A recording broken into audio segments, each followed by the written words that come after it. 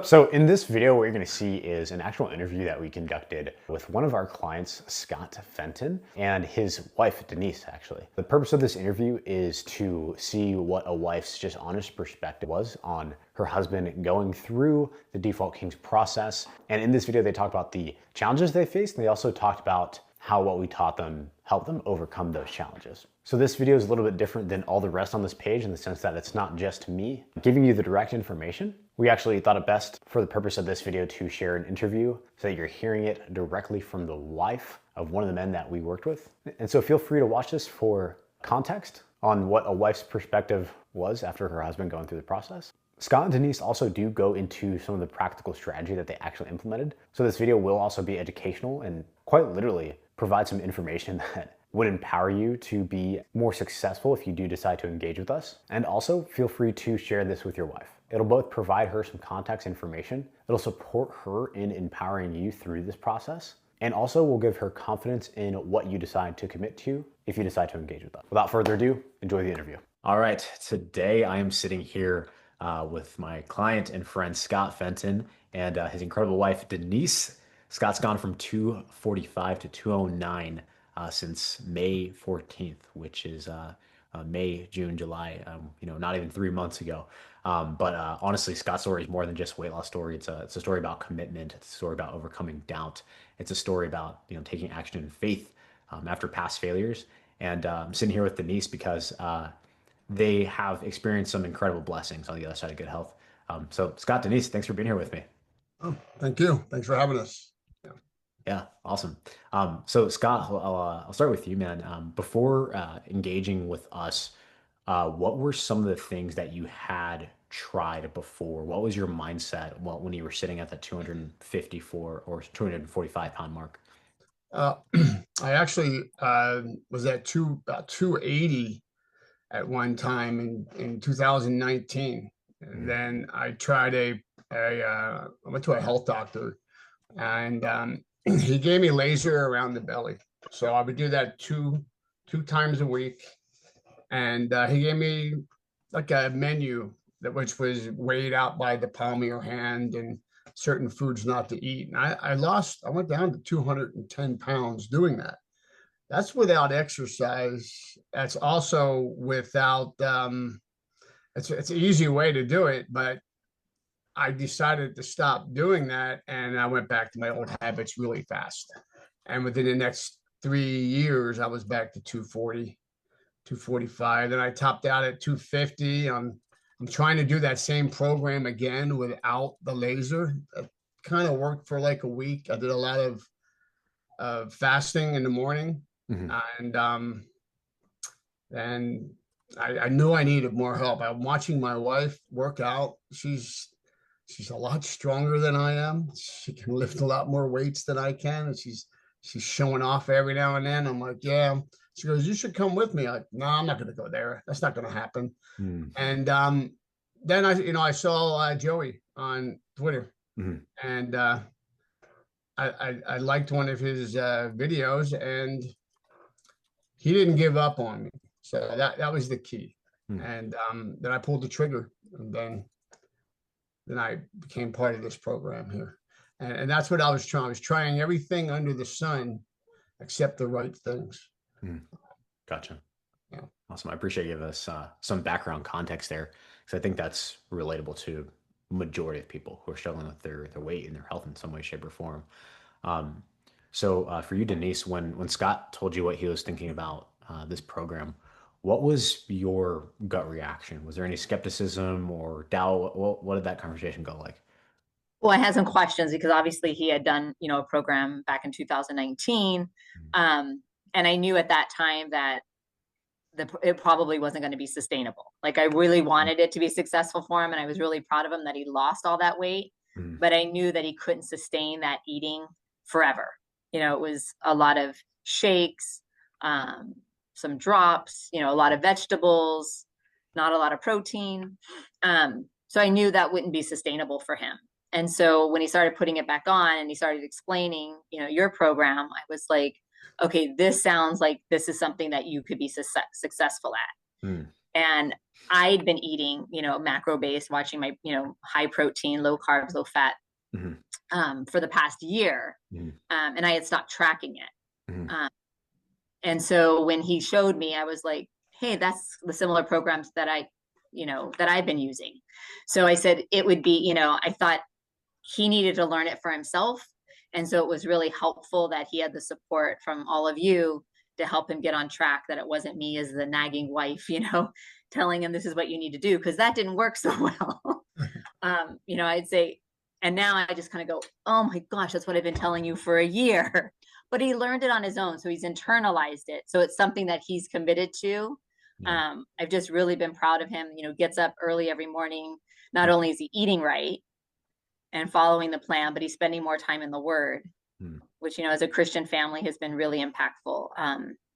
He's always, being Christian, that's always been something, going to church, but he's never sat in a room for like an hour in the word, just really learning and watching your videos, and just absorbing everything he can about it. So I've really been proud of that. And it's really helped, our family in that we eat together, so there's no, well, I'm eating this and you're eating that. And it's really kept us on the same page. That's awesome. We're more of a team now. Mhm. Rather than I before I would just say she would have the food ready and she's the cook in the house. And then I would go eat something else afterwards because I thought I needed more. Plus it was emotional, emotional binge eating and all that Mhm. came into play too. But I didn't listen to her at all. I said, yeah, okay, and And basically we're a team now. So Wow. closer. we still have we have a 20-year-old daughter at home, that's 100 pounds, Mhm. and 5'8". So she's, she can eat whatever. Mhm. And so he would, we would finish eating and like 2 minutes later, he'd be back in the cabinet. And I'd be like, get out of the snack cabinet. And Mhm. he's like, no, I'm still hungry, and now he hasn't opened that cabinet in forever. No. And still, she still has her snacks, and he's really, focused. It's really helped him see, what's in food, Mhm. and really reading labels, going grocery shopping Yeah. with me, like that's always been kind of my thing that I've done. Mhm. But now he's reading the labels, we're going together. And so it's really, I think, brought us a little closer. We spend more time together now because of that. And we're shuffling through the grocery store, which is like walking through Babylon anyway, because it's hard to find anything that's good. And when we do find something that's good, our eyes light up. Let's get it. Let's go for it. I mean, cost isn't really the factor. It's the if we want it, and it's that PCR, the protein to calorie ratio is important to us. It's incredible. More fun during the weekends. That's I awesome. mean, and he's going to the gym with me on the Yes, weekends. on the weekends. So he goes on Saturday and Sunday, he goes to the gym with me, and then we go and do our grocery shopping for the Mhm. week. And then meal prep. So meal prep, is something I would like to do, that I had done, but then when time would get busy, we would, have a weekend full, and then that wouldn't get done. And so then my diet would suffer because we didn't have time. Mhm. But now that's a priority. So on Sundays, he'll cook on the Blackstone, and then we have our 10 containers for lunches, and what we have for dinner on Sunday night, that's our lunch for the rest of the week. And so that's done. So it's taken a lot of stress Mhm. off, what we're gonna have for lunch, because we've planned out the week. We sit down, and at first we were going over some of the recipes Mhm. from Default Kings and planning those, and now it's like, okay, what do you want for dinner? And if I had made fish 3 times a week previously, he would have been, that's a lot of fish. But now he's like, okay, bring on the fish. Awesome. Oh my gosh. That is incredible, guys. I'm just honestly, I'm blown away. These are all things that I hear about, obviously from the husbands that we work with. And Scott has shared this with me and things that I can, kind of assume are taking place. But Denise, to hear from you is particularly meaningful. That's incredible. So I have a few interesting questions for you guys because for both of you, you've kind of brought up the dynamic of how health had been a priority and you had prioritized it in other ways, before you engaged with Default Kings. It wasn't like the first time you ever thought about health, right? But Scott, from your perspective, what was that experience like when your wife was prioritizing her health and almost trying to keep you on track, but it wasn't really landing? What did that feel like, and how did that change when you took ownership over it yourself? Well, before basically I would just let her do what she did, and I would do what I did. If I was hungry, I would eat more. I never complained about the dinner that's on the table. I'm not cook. I wasn't cooking it, so it, I ate it. And but my perspective started to change when she started working out, and she started. I didn't even know she was changing her diet. I just thought she was just working out, and I didn't know she was counting her calories. I didn't know any of that. And she was just going, working out all the time. Where's Denise? Oh, I'm at the gym. I'm at the gym. I'm at the gym. I'm like, man, I'm home alone. What am I going to do? Snacks. So I Mm, took care of that time away from her by eating snacks, watching a lot of negative television also, which is what my time was spent doing, which I do not do that anymore. That's not even part of my life. And then I guess the question you're asking is how it changed. yeah. Uh, uh, my weight was I was getting heavier, and I was always trying to find a way to lose weight on YouTube. I would literally, you know, listen to YouTube videos to try to learn how to fast, learn how to do things that I wanted to do, but I never really learned how to eat properly until I saw the Default Kings on Twitter. Mhm. So, and then it changed when I saw the light. I saw the light when I was being held accountable to do a daily journal and to look at my default actions, which is read the Bible daily and pray, and then write in a journal. I have a journal here that I write in every day, and then I do devotionals all day, all morning. Mm. And that's when it changed.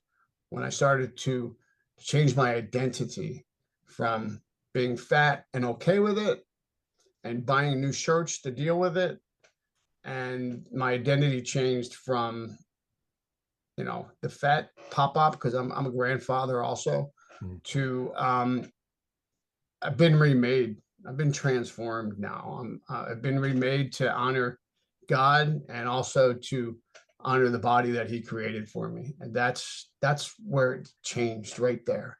Then I became really devoted to the program, and I paid attention to what my wife was doing. We discussed a lot of things. I think she learned a lot from what some of our conversations were, because I was very anal in the beginning on weighing everything. I'm weighing everything. Mhm. And if I ate 10 grapes, I'm weighing 10 grapes. Mhm. And she says, you don't have to weigh that. You don't have to weigh this. She was Mhm. already at a point where she was eating without doing that. Mhm. Mhm. But I think she learned a little bit where she needed to weigh some of her food too through that process, that little bit of a process we had. Then we learned. Then that's what it was. It was changing my identity. Is the Mhm. answer to that. That's incredible. Oh. That was incredible. Curious, from your perspective, Denise, and so many different ways that we can take this conversation, but what did you learn from observing what was Scott was implementing? Obviously, in the beginning, there's a little bit of 10 grapes, wearing that, which I love that intention, by the way, Scott, just especially in Yeah, the beginning, like I'm doing this correctly yeah. and stewarding the resources I'm placing into my body. But how have you guys kind of thought about and built systems to at least make it feel more simple over time? What does that look like on your end, Denise? I think the most important part is planning. If you don't plan, like if so we sit down over the weekend and say, okay, this is the schedule for the week. Like Mhm. I know I'm not going to be home this night, so I make sure that there's enough for leftovers for him, or Mhm. there's something for him to cook. Mhm. Um, if I'm not going to be home that evening. But I think the planning is key. So before he was on that, before he was on this journey, I didn't always plan. But now it's like, okay, there's something planned. And we've been, when our kids were younger, it would be like, oh, they're at baseball, they're at soccer, they're at dance, I'm going to run through McDonald's. But I've discovered that it really doesn't take any longer to cook than it does to sit in line at McDonald's to create healthy meals. So we have some that, are a weekly thing that we eat, and that just kind of rotates. And they're quick, within 30 minutes. It's not like we're standing there, at the stove. But Sundays, evenings, it just works for us to plan what we're going to have for the week. We have that for dinner, and then it's ready for the week. We even learned to plan if we go out to eat. I mean, you have the restaurant guide in the Default Kings, which we've used that twice, I think, so far. But I mean, we went to Cheesecake Factory and we found they have a good menu there, and we found something to eat that night, which was high protein. Then we went to the movies, and I only had, normally I eat the whole bucket of popcorn, of course, right? No butter. I never had butter anyway. And I had, I think, a cup or 2 cups max. And then I put that aside. But I had room for it. Yeah. And it was a date night. We went out to dinner, went to a movie. It was fine. Well, and like you said, in the past, we would have ordered a large popcorn and it would have been gone before the movie started. But we actually got a medium and brought over half of it home.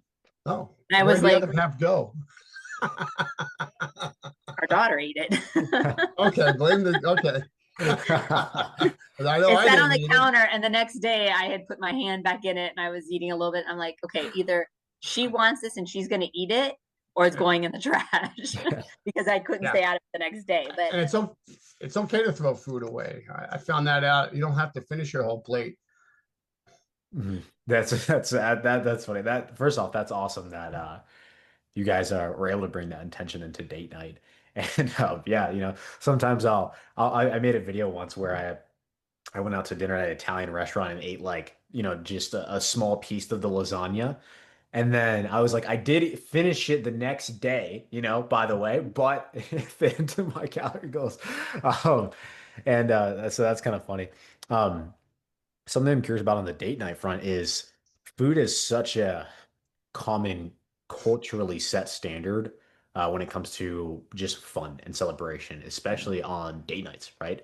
And it's so simple to say, hey, let's go on a date night. Where are we going to eat? What are we going to eat? Oh, let's eat this thing. Let's eat that thing, right? So how have you guys found that change in culture, even in your date nights, where you're focusing more on just the date itself versus like indulging in food? I think previously I would try to say, let's share. And he's like, that's not enough food for me. I'm going to be hungry. And it's like, okay, it's not worth the fight. I'll take half of it home, or I just won't get what I want. I'll, get something different. But now it's kind of like, okay, what can we get that's a high protein? And what's the vegetables, and staying away from, dressing on the side, or, getting a baked potato, having half of it with no butter, or just light butter, and just trying to make choices that way that are more, being more conscious of and mindful of what we're eating, and not just ordering what's on the menu. When we went to Cheesecake Factory, they have that Skinnylicious, they call it, and menu inside the regular menu. And I just pulled it out and I said, here, just use this menu. It'll be easier. He thought the other menu was the wine menu. Because he didn't look at it. He just just pulled it out and said, here's the menu. And there was so much to choose from there. Wow. Yeah. And then he went to the app and was like, okay, here's what, I'm going to have. And I was like, that's a really good choice. That's what I'm going to have too. That's great. That is so good. Scott, I'm curious from your perspective on this. I can imagine either husband or wife listening to this who aren't, haven't built the same culture that you guys have built. And they might be thinking like, that sounds awfully intentional, like planning my meals, even though we plan every other area of life. So Scott, what would you say to somebody who's thinking that sounds awfully intentional? And that sounds like too much. I don't want to do it. What would you say to them? Well, it is intentional. It, it's something that if they want to lose weight and if they want to do it as a husband and wife, they need to be intentional for each other. But they have to have respect for each other's fitness goals and or food choices, and work as a team to make both parties happy. It's a happy marriage that way. I mean, it is intentional. Hmm. That's incredible. Well, Gabe, I think you hit it on the head. You know, you said we're intentional in everything else. We plan everything else in our lives. Mhm. You know, it doesn't take a lot of time. It probably takes maybe 20 minutes for us to say, this is what we're going to have this week. You know, and then making the menu for Mhm. the week, Mhm. you know, and just making a grocery list. And then you stick to that grocery list, you know, with a pen and crossing things off as um, you know, as you're going through the grocery store, and you just get what's on the list. You know, and a really easy way, like during the school year, because I'm a principal, so the last couple of months have been easy, but now we'll use, like, you know, the drive up, you know, order online and drive up and pick it up. And that saves money and makes things a lot easier. That's incredible. I think with some relationships that maybe go out to eat a lot more than we do, or are always traveling. That's something that they have to figure out. Mhm. You have to shuffle through their menus. You have to shuffle through the restaurants you want to that you're choosing to go to. If you have to eat a Caesar salad with extra chicken with dressing on the side a couple nights in a row, then just Mhm. do it. That's all, because you'll lose the weight. You'll stay within your protein. You have to make a choice that sometimes isn't the best for a meal that you had the day before, but just do it anyway. Yeah. Yeah. This is what I'm very curious about because I witnessed this myself, of course, and how I think through it. But even with the planning and intentionality and the knowledge that you have and you develop over time as you're managing your health, there's still some moments where I like to call them like a sticky situation, Yeah. where it's like, oh, I don't know what to do here. I've got kind of a weird, goal to hit with my protein and calories, and there's some like it's not exactly obvious what I'm going to choose to eat right now in this moment. Plus, there's sometimes emotions involved where it's the end of the day or you're with other people, and it's just like you find yourself at that sticking point. So, how have you guys come together to break through those sticking points where maybe it's one of you guys or the other, or maybe it's just overall where it's like if it doesn't feel easy. How have you guys broken through that?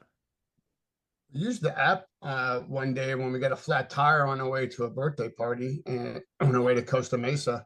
And we went to an America's Tire and there was a Starbucks right next door. And there was a good breakfast there to eat that was on your app. That was DK approved. And we were in a sticky situation because we were hungry and we were going to be late for the party, which was full of pizza and other stuff anyway, and cake. But that's that's one sticky situation I can think of. How about you, Denise? I don't. I think we think through, like, when we're going to be out of town, or like my purse used to have candy in it, you know, like Mhm. um different things, you know, different snacks, granola bars. Now my purse is full of beef sticks.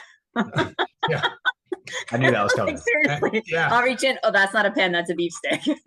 So, like, we're just more mindful. You know, we have the protein bars at home. We don't eat them every day, but if, you know, I know I'm going to be off Mhm. out and about and I might get hungry, you know, grabbing one of those. Like I said, sometimes they're smashed, so the beef sticks travel really well. So there's always beef sticks in my purse. And I think, like, when we're going on a day trip, we'll plan, like, bring a couple apples, Mhm. edamame. Mhm. Um, the dried edamame is a Mhm. good one to carry. We have, you know, the Quest chips in the cabinet, Yep. We just we saw those your things. snack video, by the way. We watched that together. Amazing. I was like, this sounds like my wife's purse. So it's just being prepared, you know, like when we went on our cruise a month ago, we took the samples of protein powder so that if we knew there was a time we didn't get enough protein, we had the protein shake to fall back on. And so just being prepared, and just like you wouldn't leave without gas or making sure your tires and your oil was well, you want to make sure you're able to fuel your body. Wow. Exactly. So we're in the desert, so I never go anywhere without water. So now I always make sure I have good snacks too. That'll keep me on track, because it's easy to stop at a Starbucks. But I think, in the year that I've been doing this, there's certain places that we know that we go. Like, we have season tickets to our local hockey team. So that's like 1 or 2 nights a week we'll eat out during hockey season. We know Chick-fil-A has really good choices. So, we'll go to Chick-fil-A. We've, got choices at the Habit. Try to stay away from, some of the more fast foods that don't have better choices. Yeah. But we've just kind of planned, and as we're learning, but we have, I can remember a year ago when I was, trying to, like, I need more protein, running around trying to find a chicken sandwich on a Sunday night, with no bread. Yeah. And so now we're more prepared, like I said, with beef sticks, protein drinks, just have snacks with us. That's great. That's how we get out of sticky situations as well. Yes. That's great. Okay, I want to wrap this up, guys, and I think the biggest thing that number one that I'm blown away by, and also even more deeply curious about from both of your perspectives, is kind of what you guys mentioned at the beginning, and for you, Scott, how this process has changed your relationship with God and your time with God. And obviously, I point to that as the source of all the transformation. I know we come in with the practical knowledge, but ultimately, like, it is the Word. It is the living, breathing Word of God that transforms us, that redeems us. So I'm curious from both of your perspectives. We'll start with you, Scott. How have you noticed that bringing your faith into this process has blessed your family overall? Well, we're a lot closer. We spend a lot more time together through this process. Even though in the morning I'm kind of like, I'm not ignoring her in the morning, but she's doing her Bible study and I'm doing mine. Then we go to work, and God is. I'm always thinking about everything that I do now. I'm asking God. And if I'm doing something where I didn't ask God and I question it, God will remind me what to do, which way to turn, whether to speak or not to speak, whether to get angry or not to get angry. I'm a lot less angry through this process, because I've dedicated more time to reading the Bible and understanding all the things about faith that you have to have. Every day I'm in my war room right now. I have verses all on the wall here. I mean, basically is 1 Corinthians 10:31. So whether you eat or drink or whatever you do it all for the glory of God. So whatever you do is anything other than eat or drink. It's whatever you do it for the glory of God. Wow. So that's how, and the family, I think my wife can see that now. My son's noticed it. He watched the other interview that we did. He was very happy for that. And I'm a different person now. Wow. God is good, man. God is good. God is good. Denise, what's been your perspective on that? I think, what, like Scott said, I've, been doing this, for over a year, and it's really brought us closer together. Like he said, in the mornings, we each have our own separate devotional time that, I stay in our bedroom and I read, get my coffee and read the Bible every morning. He goes into, our spare bedroom and does his devotional and his time. And it just kind of starts our day off with God. It just changes your perspective of your day. It's brought us closer. You know, I do definitely see a difference, because in the past he would get up and just watch a lot of negative TV, and it would start, I could see him getting angry, you know, and arguing with the TV on what's, you know, going on in the world, or, you know, whatever it was that he was watching.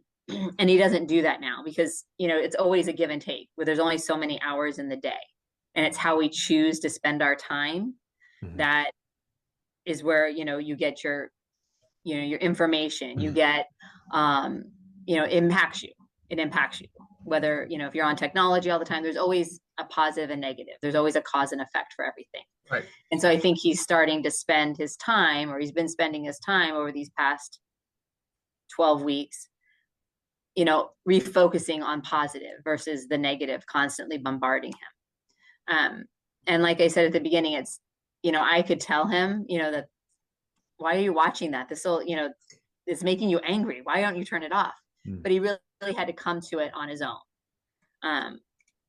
And, you know, we can, you know, we all want to hear, you know, and we don't want to be told what to do. And we need to find our own path to certain things. And this has been just a real blessing for not only Scott, but for our family as well. Like he said, our sons noticed a difference.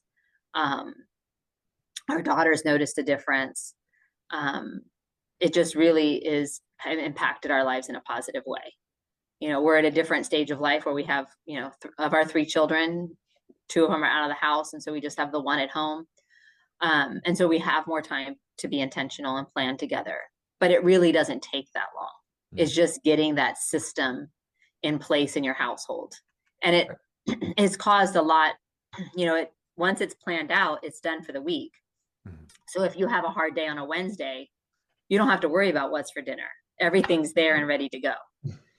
You know, we had done, you know, in the past, some of those meal services, you know, that everything's there. And that helps, but a lot of times there's high in fat and not the best choices. So, you know, having things in the freezer, and just, like I said, probably takes us a half hour max to plan breakfast, lunch, and dinner for the week and talk about it. You know, sometimes if he's working or I'm working, or he's on a walk or working out, and I'm like, okay, we're going to go to the grocery store this afternoon, or I'm going to go to the grocery store, you know, I'll just make the list and say, how does this sound for lunch and dinners? You know, so it may take me 15 minutes. It's really just setting a time of the week to sit down and be intentional. Just like, you know, we're intentional with everything else in our lives, but we tend to not prioritize ourselves. Wow. That's awesome. So, parting words for you guys here. What would you guys say to a husband and wife who are considering implementing with us in their husband's life, and they're kind of on the fence? Maybe they've tried and failed before. Maybe it hasn't been prioritized before. What would you guys say to them as to why they should take action? I mean, it's brought us closer. I think, you know, I prioritize myself. I want to be there for to see our grandkids, you know, grow up. They're real small now, but I want to be there. You know, I want to be 80 and I don't want to be dependent on my kids. And so it was trying to convince Scott of that. And I think now he sees the value. Like, you don't realize how bad you feel until you feel better.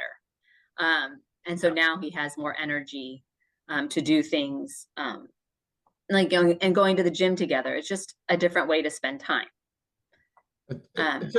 It's a process. I mean, in the beginning, I didn't really know what to do. I was just trying to follow instructions. And there's little battles between the husband and wife. And the husband, like in my case, I had to be patient with that, but I still moved forward and with the process. I didn't give up on the process. And I found a way to stay on track, to push some of the little issues that we had, which was, you know, weighing everything and all that's going to happen in the beginning.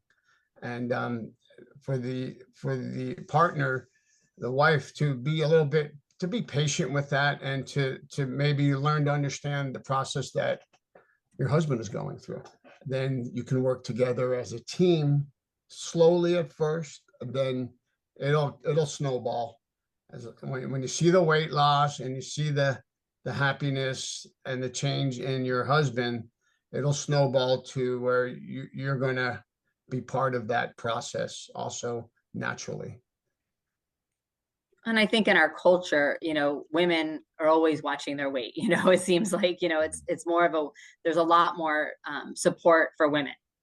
And so a program like Default King really supports the man, and just really helps them understand the process. Because like I said, I could have told Scott, and I was, he was eating what I was eating, but he didn't see the value of certain things, like, okay, I can fast or I can count calories, but he didn't see, the value of looking at labels and seeing what's in the food, and looking at PCR, and just it educated him as well.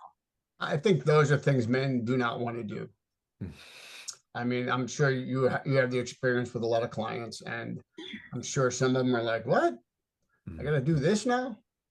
And I used to smoke a lot, and I quit. And at one time, I was smoking. I had the patch on. I'm chewing the gum. I'm still smoking.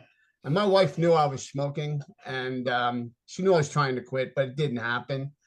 And it was getting really bad. I was coughing a lot. This is 25 years ago. And she said, "I know why you're not quitting. You're not following the instructions on the package." I get out of here. And you have to follow them to the end of the program, she said. So I would take the patch off after I thought I quit. So this time I said, okay, so I tried it again and I followed the instructions. And I can remember taking the patch off in the 3rd month, the last time. And I've never had the urge to smoke again. And I could have taken it off earlier, but I was afraid not to follow the instructions. So that's kind of the process that I'm in right now. I want to follow the instructions. I'm afraid not to, because I don't want to fail, and that's working. Amen. It's working. That's fantastic. That is absolutely fantastic. I was having a conversation, and maybe we'll round off here, but really good advice for anybody who is either engaging with us or on your own journey in some other way, shape, or form, is to follow that process. And the way I think about this is almost like the Hebrew people in Egypt, and then when they're in the desert, and before they reach the promised land, they're in slavery and confusion for 400 years in Egypt. And then they get freed, but they're still walking through the desert. They're learning the law, they're learning the process, they're building the habits so that they can have complete freedom in the promised land. And that is such a powerful mindset to carry through your journey. Is okay, I am learning the process, and ultimately it leads to freedom long term. So And there's still another mountain to climb. I've climbed one mountain, and I've watched some of your modules, and you go down into the valley, and like, oh darn, this thing's bigger. yeah. And I know that's gonna happen soon. I'm prepared for that, and I'm willing to make changes to get over that next mountain also. So Amazing. I'm prepared for that. So. Amazing. Guys, thank you so much. I know this is going to bless so many families and so many husbands, wives, children. So thank you guys for both your time and for your commitment to this. Thank you. Welcome.